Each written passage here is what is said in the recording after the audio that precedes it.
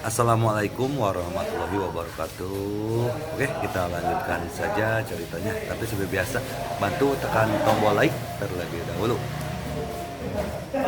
Bab 2645 sampai bab 2648. Ye Chen mengerti bahwa Feng Zidong pasti mengetahui beberapa rahasia penting. Jika tidak, dia tidak akan terlalu berhati-hati. Memikirkan hal ini, dia berkata, "Tuan Feng, jika Anda mau, setelah pernikahan selesai, saya akan membawa Anda dan Ruoli ke tempat yang benar-benar aman, oke?" Feng Zidong mengangguk dan langsung setuju. Berkata, "Tetapi waktu saya terbatas. Saya awalnya berencana untuk segera kembali ke Yanjing setelah pernikahan pada siang hari, karena saya harus siaran langsung pada jam 7 malam, dan tim program akan mengadakan pertemuan rutin pada jam 6 sore, jam. Saya harus buru-buru kembali ke stasiun sebelum jam 6. Ye Chen berkata, "Ayo lakukan ini. Setelah pernikahan selesai pada pukul 12.30, kamu bisa duduk dan makan dulu. Aku akan makan, seseorang menyiapkan helikopter. Setelah Anda selesai makan, kami akan naik helikopter ke sana. Kami akan tiba di sana dalam 10 menit. Setelah selesai, saya akan mengatur penerbangan khusus. Saya akan membawa Anda kembali ke Yanjing dan mengambil helikopter ke bandara langsung dari tempat yang saya sebutkan. Pasti tidak akan menunda pekerjaan malam Anda." Feng Zidong tersenyum sedikit, mengangguk dan berkata, "Kalau begitu saya akan melakukan apapun yang Anda inginkan." Suruoli tanpa diduga, mereka berdua masih memiliki hubungan, jadi mereka tidak pernah menyela. Setelah melihat bahwa mereka berdua telah sepakat, dia berkata, "Paman Feng, jika Anda merasa nyaman, silakan bahas proses pernikahannya dengan Tuan Ye." Feng Zidong mengangguk dengan cepat dan tersenyum. "Baiklah, Tuan Ye, mari kita bicarakan." Ye Chen menangkupkan tangannya dan berkata, "Kamu adalah teman ayahku. Aku akan memanggilmu Paman Feng. Jangan panggil aku Tuan Ye, telepon saja aku. Namamu baik-baik saja, namaku Ye Chen." Feng Zidong mengangguk dan berkata sambil tersenyum, "Aku tahu, meskipun aku belum pernah bertemu denganmu, aku tahu namamu."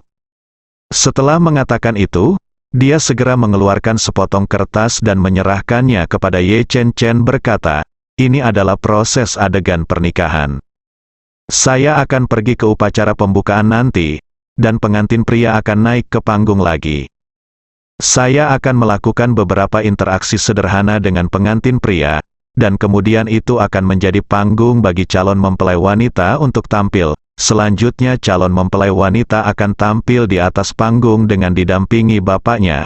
Di sini juga terdapat link di mana ayah mempelai wanita menyerahkan mempelai wanita kepada mempelai pria, lalu keduanya datang ke pelaminan panggung bersama. Sebagai saksi, Anda siap naik ke panggung?" Ye Chen mengangguk dan berkata, "Oke, saya mengerti." Feng Zidong bertanya kepadanya, "Sudahkah Anda mempersiapkan pidato saksi?" Ye Chen mengangguk, "Saya sudah mungkin menyiapkan beberapa di kepalaku." "Oke." Feng Zidong mengangguk dan tersenyum, "Tidak banyak tamu di pernikahan hari ini. Mereka adalah kerabat pria dan wanita, jadi kami tidak akan sengaja membuat sensasi. Gaya yang saya bayangkan serius dan hangat, tetapi jika pidato Anda lebih sensasional, saya juga dapat membuat beberapa penyesuaian untuk membuka jalan bagi Anda."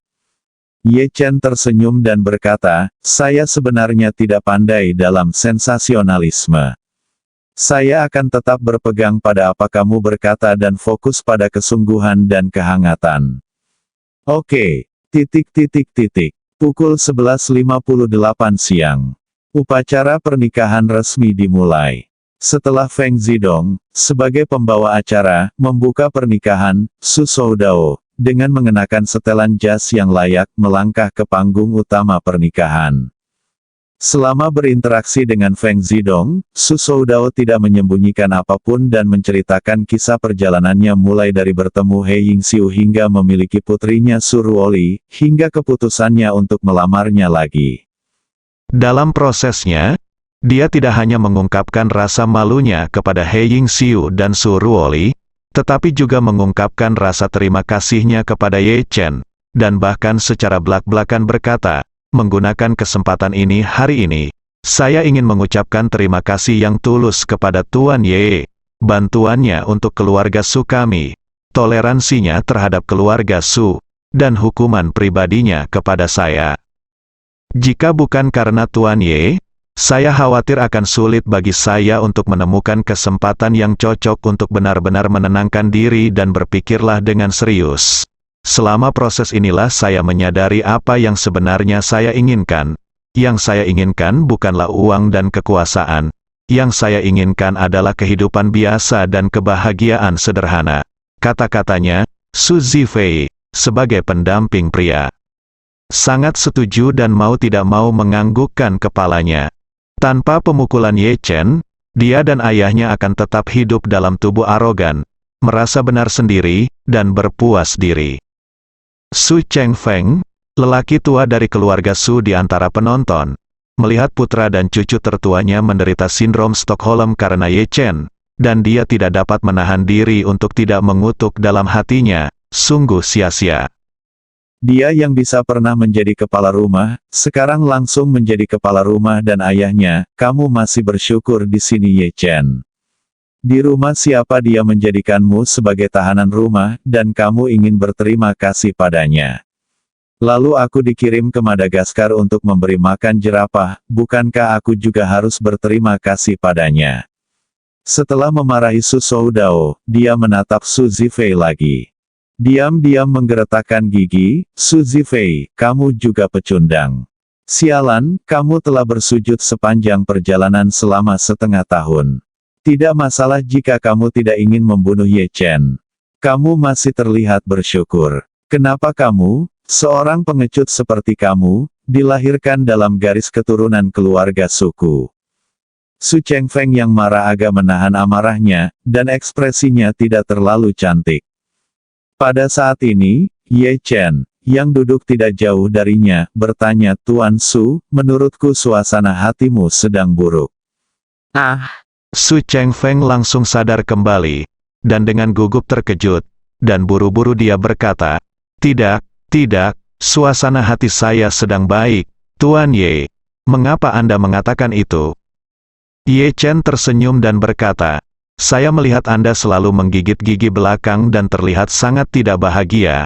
Saya tidak tahu siapa yang menyinggung Anda. Bagaimana mungkin? Su Chengfeng melambaikan tangannya berulang kali, merasa tidak nyaman di hatinya, dan berkata sambil tersenyum, hari ini Soudao menikah dengan Yingxiu. Saya, sebagai seorang ayah, entah betapa bahagianya saya kira itu karena gigi saya tidak nyaman mengatupkan gigi. Seperti yang Anda tahu, saya lebih tua dan memiliki beberapa implan gigi, jadi tidak sangat pas di mulutku. Ye Chen tersenyum dan berkata, kupikir lelaki tua itu melakukan ini padaku. Apa ketidakpuasannya? Wajah Su Chengfeng menjadi pucat karena ketakutan, dan dia buru-buru berkata, bagaimana bisa? Jadilah, Tuan Ye, Anda adalah dermawan terbesar bagi keluarga Su kami. Belum terlambat bagi kami untuk berterima kasih kepada Anda. Su Chengfeng sebenarnya tidak berani merasa tidak puas dengan Ye Chen. Saya bahkan tidak berani merasa tidak puas dengan Ye Chen, berani memikirkan ketidaktaatan atau konfrontasi. Ia sebenarnya juga tahu bahwa dalam kasus putra dan cucunya, baik tulus atau tidak, sebenarnya mereka tidak punya kemampuan untuk melawan. Alasan mengapa dia tidak bahagia adalah karena Su Soudao benar-benar memuji Ye Chen pada kesempatan ini, meskipun Su Zifei di samping tidak berbicara, dia mengangguk dengan penuh semangat, seolah-olah dia mengulangi 5 kata, ayahku mengatakannya dengan benar. Ketika Su Chengfeng marah, dia juga marah karena kedua orang ini tidak memenuhi harapan. Dia tidak berani marah pada Ye Chen. Kali ini, Feng Zidong di atas panggung dengan sungguh-sungguh berkata, setelah mendengarkan sejarah emosional kedua mempelai, saya ingin mengatakan bahwa mereka sudah terlalu lama merindukannya.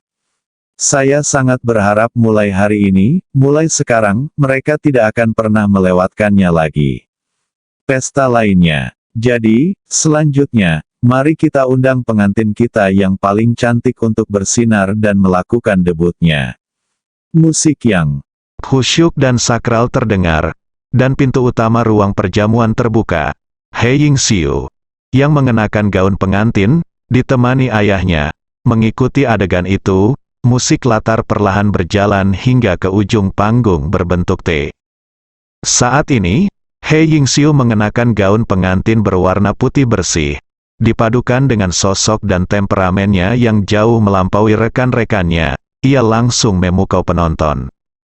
Meski Su Soudao menemaninya memilih dan mencoba gaun pengantin ini, Su Soudao tetap merasa cerah saat melihat He Yingxiu mengenakan gaun pengantin di panggung pernikahan. Kemudian, di bawah bimbingan pembawa acara, dia melangkah ke depan He Yingxiu dan Tuan He, mengambil He Yingxiu dari tangan Tuan He, dan kemudian membawanya ke atas panggung. Kali ini pembawa acara berkata, selanjutnya kita akan mengundang tamu istimewa. Dia adalah saksi yang diundang khusus oleh pengantin baru hari ini. Saksi, sekarang saksi Tuan Ye Chen diundang naik ke panggung untuk menyampaikan pidato. Para tamu yang hadir bertepuk tangan satu demi satu, dan Ye Chen, yang telah berganti pakaian, perlahan berdiri, bangun dan berjalan menuju panggung. Sebelum naik ke panggung, staf istana Buckingham menyerahkan mikrofon kepada Ye Chen. Setelah Ye Chen mengambilnya, dia melangkah ke atas panggung dan mendekati pengantin baru. Sambil memegang mikrofon, Ye Chen berhenti sejenak, lalu berkata, "Saya merasa tersanjung, tetapi juga sangat takut diundang oleh dua orang tua ke pernikahan yang begitu berarti untuk menjadi saksi mereka. Saya tidak siap kali ini. Lama sekali pidato, saya hanya ingin berbagi pemikiran batin saya dengan kedua tetua dan semua tamu." Setelah mengatakan itu, Ye Chen berhenti selama 2 detik dan melanjutkan, "Orang tua saya meninggal sangat awal, tapi untungnya, mereka memberi saya keluarga yang sempurna suasana ketika saya masih muda. Mereka saling mencintai dan dapat bertoleransi, memahami dan mendukung satu sama lain dalam hidup. Dan dengan tindakan praktis mereka membuat saya memahami kebenaran. Selama Anda memenuhi hak orang-orang dan menemukan arah yang benar dalam hidup, Anda dapat mengatasi semua rintangan dan rintangan." Mengatasi rintangan seperti ini tidak ada hubungannya dengan kemampuan dan kekayaan, juga tidak ada hubungannya dengan musuh dan bahaya yang kuat. Mengatasi seperti ini hambatan tidak ada hubungannya dengan itu. Ini tentang semua hal negatif dan kepuasan dalam hidup. Dalam ingatanku, bahkan jika mereka berakhir tanpa apa-apa dan hanya bisa menyewakanku di halaman kecil yang kumuh, mereka masih sangat mencintai satu sama lain. Dan dia mencintai kehidupan. Ibuku akan melakukan yang terbaik untuk membersihkan setiap sudut rumah setiap hari, dan dia akan mengerahkan upaya terbaiknya dalam menyiapkan setiap bahan di talenan, dan selalu menjaga semangat dan senyuman. Dan ayahku akan berusaha semaksimal mungkin mencari peluang untuk menafkahi keluarganya di kota ini. Sekalipun dia kembali dengan berlumuran debu dan keringat, dia tetap mempertahankan semangat dan senyuman yang sama seperti ibuku.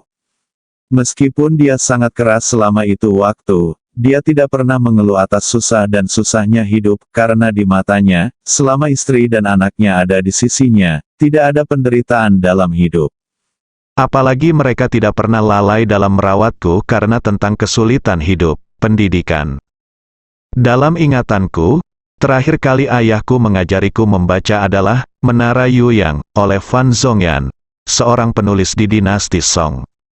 Ketika dia berbicara tentang bagian, jangan senang dengan segala sesuatunya, jangan bersedih dengan dirimu sendiri, beliau meletakkan buku itu dan memberitahuku bahwa dalam hidup ini, orang tidak boleh berharap menjadi kaya dalam hidup ini, atau berharap untuk melangkah jauh dalam hidup ini. Asalkan mereka selalu melakukan apa yang ingin mereka lakukan dengan sepenuh hati dan melakukan hal yang benar. Meskipun bagi orang luar sekalipun tampaknya tidak ada apa-apanya, hidup ini tetap berharga. Petik 2. Pendidikan ayah saya selalu berdampak besar pada pandangan hidup saya dan nilai-nilai Bahkan ketika saya sedang tidur di atap lokasi konstruksi 30 lantai dan menatap bintang-bintang, saya masih mempertahankan antusiasme dan senyum seumur hidup.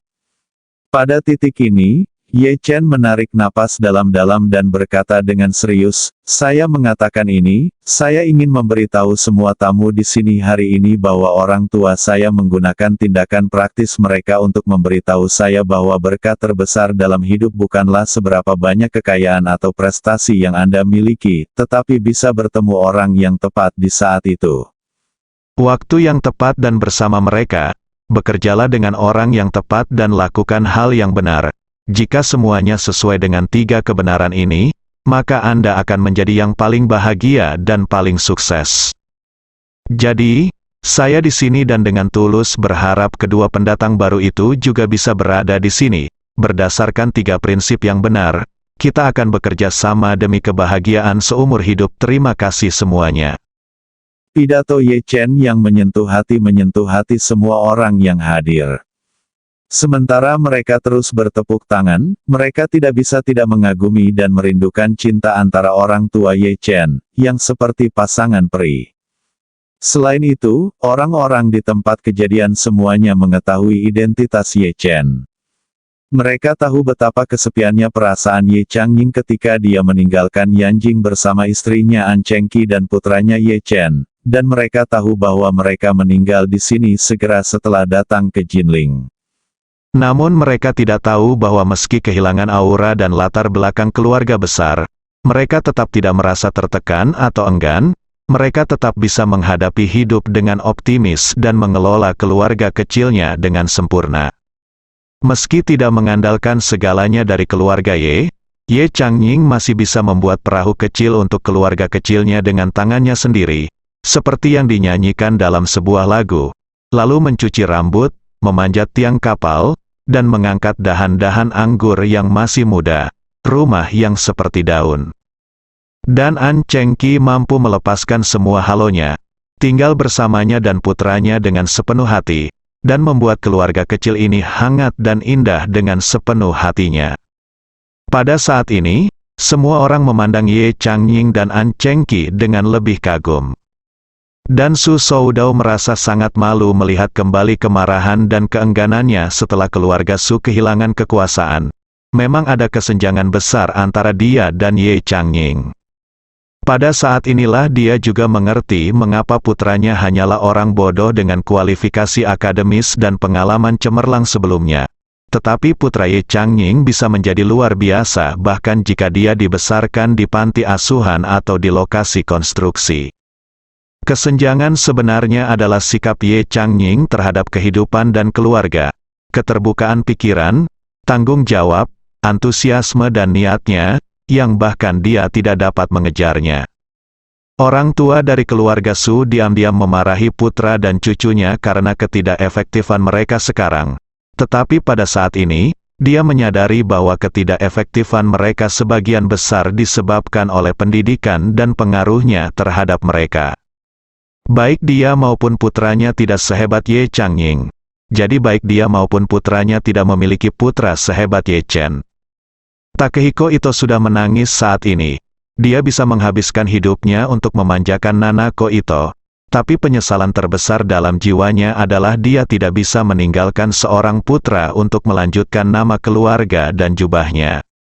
Setelah mendengar kata-kata Ye Chen kali ini, penyesalan ini langsung membesar berkali-kali. Penyesalannya begitu besar dalam sekejap sehingga dia merasa di dalam hatinya bahwa hanya ada satu kesempatan untuk menebus penyesalan ini, dan itu adalah menjadikan Ye Chen sebagai menantunya.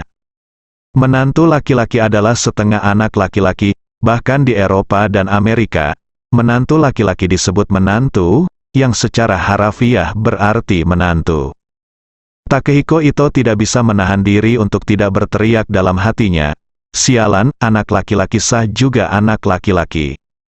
Pada saat ini, semua orang kepercayaan Ye Chen di antara penonton memiliki mata merah.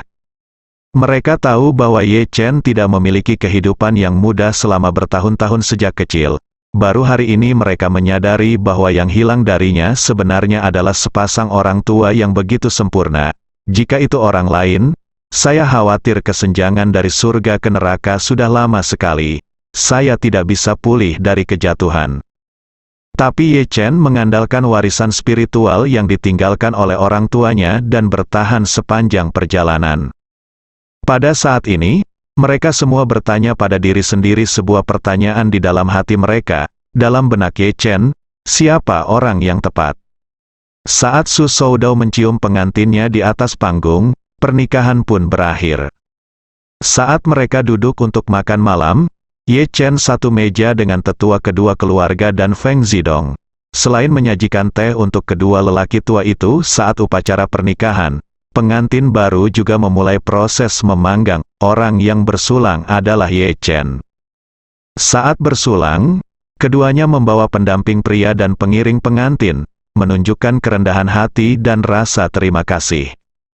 Su Soudao mengangkat gelasnya ke arah Ye Chen, membungkus sedikit, dan berkata dengan hormat, "Tuan Ye, Anda adalah dermawan yang baik bagi kami semua. 1000 kata dapat diucapkan dalam anggur. Saya ingin bersulang untuk Anda, Ye." Chen tersenyum sedikit dan berkata, "Tuan Su, mulai hari ini, Anda bebas. Kemanapun Anda ingin pergi atau apa yang Anda lakukan di dunia ini, saya tidak akan lagi mengganggu Anda." Su Soudao berkata dengan penuh terima kasih. "Terima kasih, Tuan Ye." Di sisi lain, saya telah memutuskan untuk menetap di Jinling bersama Ying Xiu. Ye Chen mengangguk dan berkata, "Jinling adalah tempat yang bagus. Jika Anda menetap di sini, itu akan lebih dekat ke Ruoli dan Ziu, dan Nona He juga bisa dekat dengan Tuan He. Baru-baru ini, jika Anda membutuhkan sesuatu di Jinling, Anda dapat memberitahu kedua saudara perempuan itu kapan saja. Jika Anda membutuhkan bantuan, Anda juga dapat datang kepada saya atau Chen Zekai." Su Soudao berkata dengan wajah bersyukur, "Terima kasih Tuan Ye atas kemurahan hati Anda." Ye Chen membalas senyumannya, mengambil gelas anggur, dan meminum semuanya dalam satu tegukan. He Yingxiu kemudian mengisi cangkir untuk Ye Chen dengan tangannya sendiri. Dia juga mengambil cangkir itu dan berkata dengan penuh rasa terima kasih, "Tuan Ye, saya orang bodoh dan saya tidak tahu harus berkata apa. Kebaikan Anda akan sangat baik, selamanya diingat oleh semua orang di keluarga He. Saya akan mematuhi perintah Anda dalam segala hal dan tidak berani melanggar." Petik 2. Ye Chen tersenyum ringan dan berkata dengan serius, "Bibi He, Anda dapat mempercayai Ruoli untuk menangani urusan keluarga He di masa depan, sedangkan untuk dirimu sendiri, jalani saja kehidupan yang damai untuk kalian berdua." He Yingxiu mengangguk penuh terima kasih. Dia tahu bahwa Ye Chen selalu menjaga Su Ruoli dengan baik, dan bahwa Su Ruoli telah menjadi prajurit bintang 5 bersama Ye bantuan Chen meskipun dia tidak tahu bahwa Ruoli telah menjadi prajurit bintang 8. Menurutnya sekarang, bahkan prajurit bintang 5 sudah menjadi makhluk paling kuat di keluarga He. Jadi keluarga He di masa depan harus mengandalkan di Ruoli untuk berkembang. Pada pukul 1.30 siang, pesta pernikahan telah berakhir. Chen Zekai berjalan ke arah Ye Chen dan berbisik di telinganya, "Tuan, helikopter sudah siap dan siap berangkat kapan saja." "Oke." Ye Chen mengangguk dan bertanya ke samping Feng Zidong, "Paman Feng, jika Anda mau, bisakah kita berangkat 10 menit lagi?" Feng Zidong berkata tanpa berpikir, "Oke. Saya mengucapkan selamat tinggal kepada ayah angkat dan saudara perempuan angkat saya Yingxiu." Setelah itu, dia berdiri dan mengucapkan selamat tinggal kepada kedua mempelai. Anggota keluarga dekat He mengucapkan selamat tinggal satu persatu. Ye Chen berkata kepada Su Ruoli, "Ruoli, kamu bisa ikut denganku nanti." Su Ruoli tahu bahwa Ye Chen akan berbicara dengan Feng Zidong tentang sesuatu yang sangat sensitif dan bahkan sangat rahasia. Tetapi dia tidak menyangka Ye Chen akan melakukannya. Biarkan dirinya bersama selain terkejut, dia juga sangat bersemangat, berpikir bahwa ini berarti Ye Chen sangat mempercayainya. Jadi, dia mengangguk dengan berat dan berkata dengan hormat, "Baik Tuan Ye, Ruoli mematuhi perintah Anda." Ye Chen mendatangi Takehiko Ito dan Nanako Ito dengan segelas anggur di tangannya, dan berkata, "Tuan Ito, Nanako, saya akan melakukannya, beritahu kamu nanti ada beberapa hal penting yang harus diselesaikan dulu. Kamu tidak akan meninggalkan China untuk saat ini, kan?" Takehiko Ito, yang dalam suasana hati bahagia setelah beberapa gelas anggur, berkata sambil tersenyum, "Aku mendengarkan Nanako sekarang. Dia bilang dia tinggal di Tiongkok. Aku akan tinggal di sini selama yang aku mau." Setelah mengatakan itu, dia mengganti topik dan bercanda, "Jika Nanako berpikir bahwa aku, seorang lelaki tua, adalah pengganggu, dan memintaku untuk kembali dulu, aku tidak punya masalah dengan itu dan akan siap berkemas dan pergi kapan saja." Ito Nanako malu. Dia berkata dengan marah, "Odo-san, apa yang kamu bicarakan? Siapa yang mengira kamu menghalangi?" Takehiko Ito menghela nafas dan berkata dengan serius, "Aku hanya takut aku tidak akan menghalangi. Kamu mengatakan bahwa jika aku menghalangi, alangkah indahnya jadilah." Nanako Ito yang bersalju dan cerdas segera memahami arti kata-kata ayahnya. Dia sangat malu. Dia mengepalkan tangan gioknya dan mengetuknya dengan ringan di atas meja. Dia berbisik dengan ekspresi marah padanya, "Wajah, Odo-san, Anda semakin tua dan tidak sopan." Takehiko Ito tersenyum dan menoleh ke Ye Chen dan berkata, "Tuan Ye, saya rasa kita tidak akan meninggalkan Aurus Hill dalam waktu singkat, jadi kita bisa menunggu hari lain sampai jumpa lagi." Ketika Nanako Ito melihat ayahnya menjadi serius, dia dengan cepat menyesuaikan mentalitasnya, merapikan rambut di pelipisnya, dan berkata dengan lembut kepada Ye Chen, "Jika Ye Chen ada yang harus dilakukan, silakan lakukan. Ayah saya dan saya benar-benar berencana untuk tinggal di Jinling selama beberapa hari. Kami sibuk dengan pernikahan dalam beberapa hari terakhir. Saudari Wanting dan Nona Qin dan saya belum menemukan kesempatan untuk membuat janji." Ye Chen mengangguk ringan dan berkata sambil tersenyum, "Baiklah, setelah saya selesai menangani masalah ini, saya akan mengadakan jamuan makan di Tianxiang Mansion untuk menghibur kalian berdua, serta bibi Anda, MS Ito, dan Tuan Tanaka." "Oke." Ito Nanako tersenyum manis dan berkata tanpa berpikir, "Bagaimanapun, Jinling adalah wilayah Ye Chen Jun, dan kami akan mematuhi pengaturan Ye Chen Jun di sini." Setelah menyapa, Ye Chen meninggalkan hotel dengan Feng Zidong dan Su Ruoli. Mereka bertiga naik helikopter dari lantai atas hotel dan langsung menuju villa pemandian air panas Champ Elysees.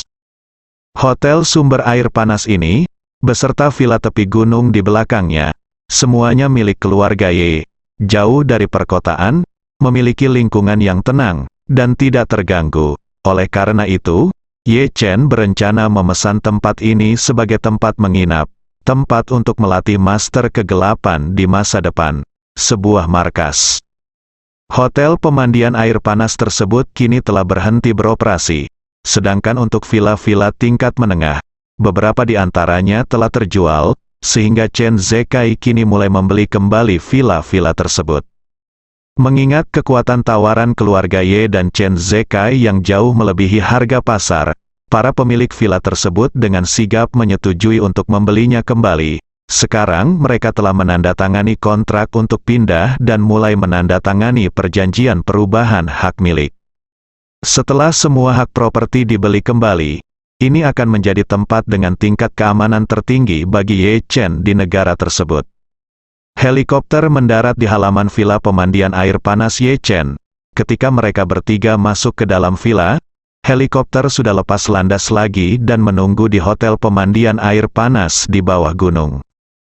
Ye Chen membawa Feng Zidong dan Su Ruoli ke ruang bawah tanah tempat Su Ruoli sebelumnya menerobos prajurit bintang 8. Di sini, setelah mengundang Feng Zidong untuk duduk, dia berkata, "Paman Feng, di sini benar-benar aman. Kamu bisa berbicaralah dengan bebas jika ada yang ingin Anda katakan."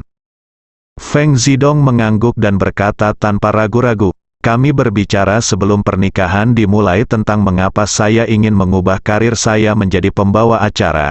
Jadi saya akan mulai dengan topik ini."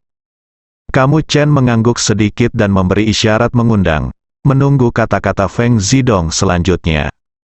Feng Zidong berkata perlahan, alasan kenapa aku ingin mengubah karirku menjadi pembawa acara adalah karena aku ingin mengetahui keberadaan orang tuaku.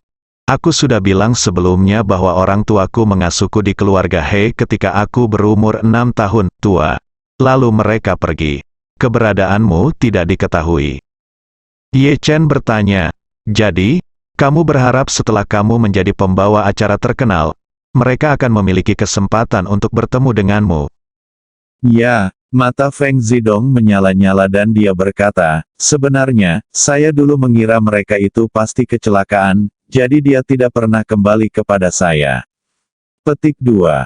Berbicara tentang ini, Feng Zidong menghela nafas dan berkata, baru 20 tahun yang lalu, hanya beberapa hari sebelum ayahmu kecelakaan, dia mengirimiku pesan. Di email itu, dia memberitahuku bahwa kemungkinan besar orang tuaku masih hidup. Ye Chen sedikit mengernyit dan bertanya kepadanya, ayahku. Bagaimana dia tahu tentang orang tuamu? Feng Zidong tidak menjawab pertanyaan Ye Chen, tetapi memandang Ye Chen dan berkata dengan sangat serius, Ye Chen, tahukah kamu mengapa orang tuamu kembali ke Tiongkok saat itu? Ye Chen berkata, saya dengar ayah saya yang ingin kembalilah untuk merevitalisasi negara.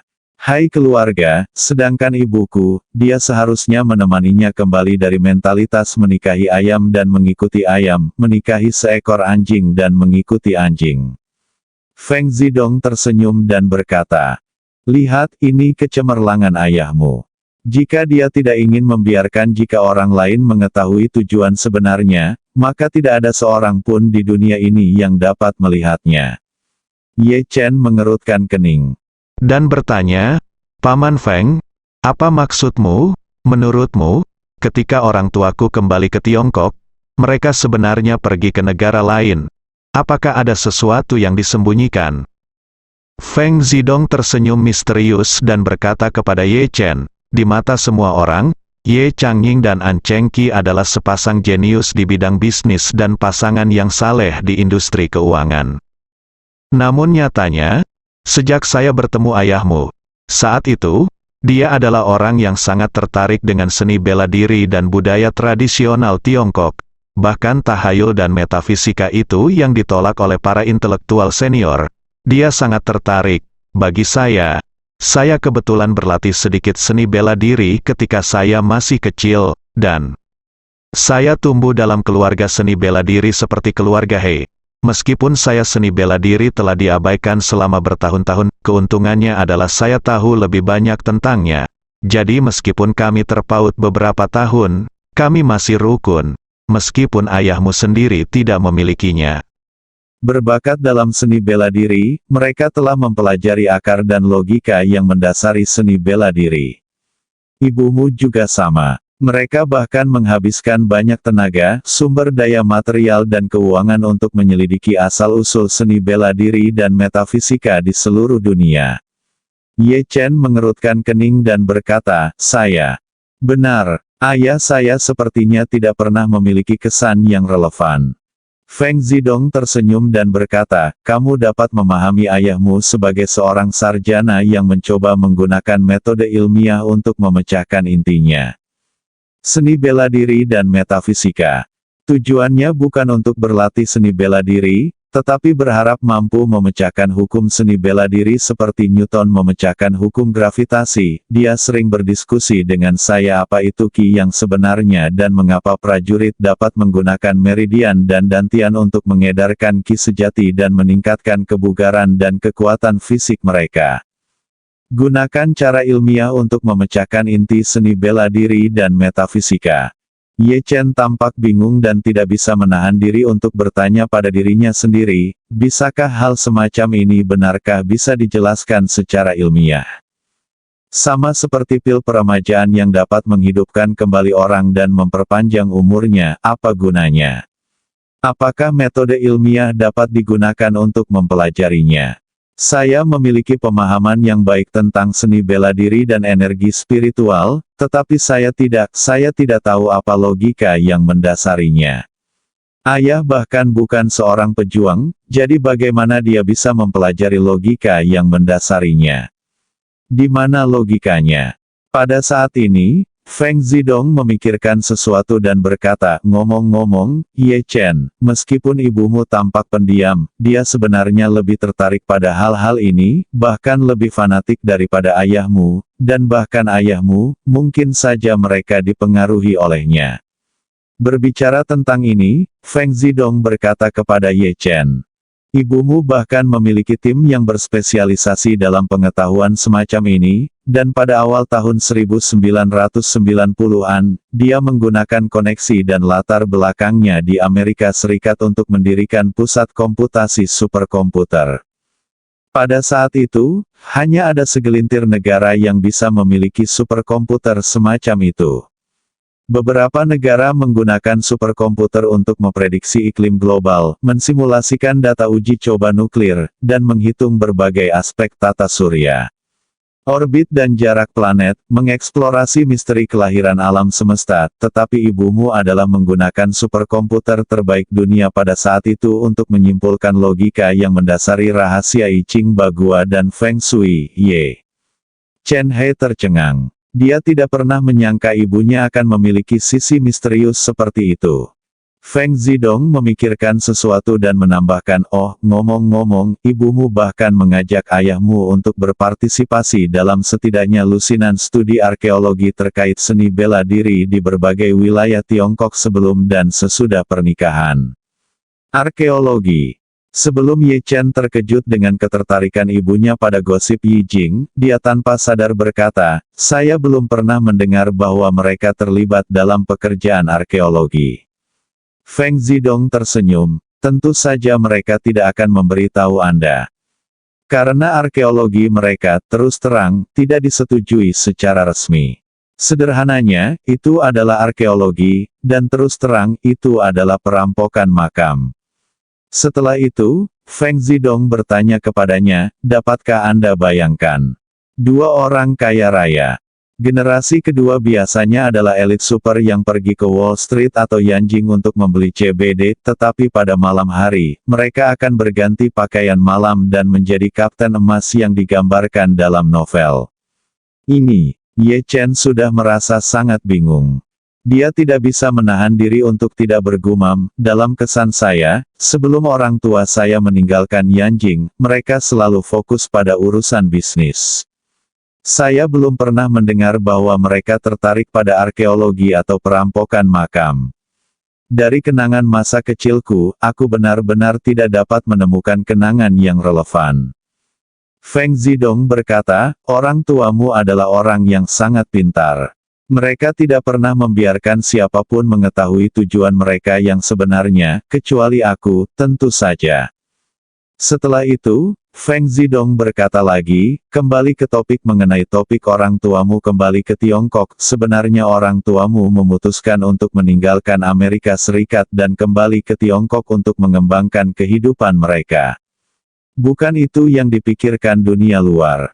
Kamu ayah ingin kembali ke Tiongkok untuk merevitalisasi keluarga Ye, dan ibumu ingin menikah dan mengikuti ayam itu. Sebenarnya, mereka tidak punya niat untuk kembali ke Tiongkok pada awalnya.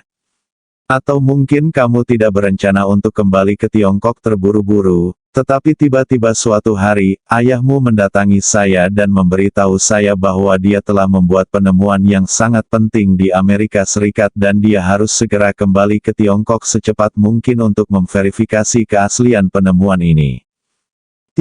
Saya bertanya kepadanya apa itu. Dia tidak memberitahu saya dengan jelas tentang penemuan besar itu, dia hanya mengatakan bahwa jika semuanya berjalan dengan baik, dia dapat menyelesaikan masalah dan keraguan yang selalu dia miliki. Ketika Ye Chen mendengar ini, dia merasakan. Itu ketiga pandangannya agak diubah. Bahkan saat pidato pernikahan di siang hari, dia masih merasa sangat mengenal orang tuanya. Namun tanpa diduga, hanya setelah 1 atau 2 jam, Feng Zidong menjelaskan versi lain yang belum pernah dia lihat sebelumnya. Setelah sekitar 2 menit hening, Ye Chen bertanya kepada Feng Zidong, Paman Feng, sebelum ayahku mengalami kecelakaan, selain memberitahumu bahwa orang tuamu mungkin masih hidup. Apalagi yang dia katakan, ekspresi Feng Zidong menjadi serius dan dia berkata satu.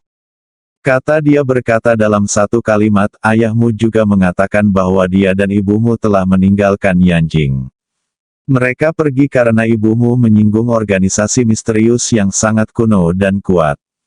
Organisasi ini telah ada setidaknya selama 3 hingga 400 tahun. Kekuatannya dan latar belakang, jauh melampaui imajinasi apapun yang dimiliki seseorang untuk sebuah organisasi misterius. Ye Chen terkejut, memandang Feng Zidong dan bertanya kepadanya, Paman Feng, apakah organisasi yang Anda bicarakan disebut Poking Hui? Anda tahukah kamu tentang pertemuan dinasti Qing? Feng Zidong tertegun sejenak, melihat ekspresi Ye Chen yang penuh keterkejutan.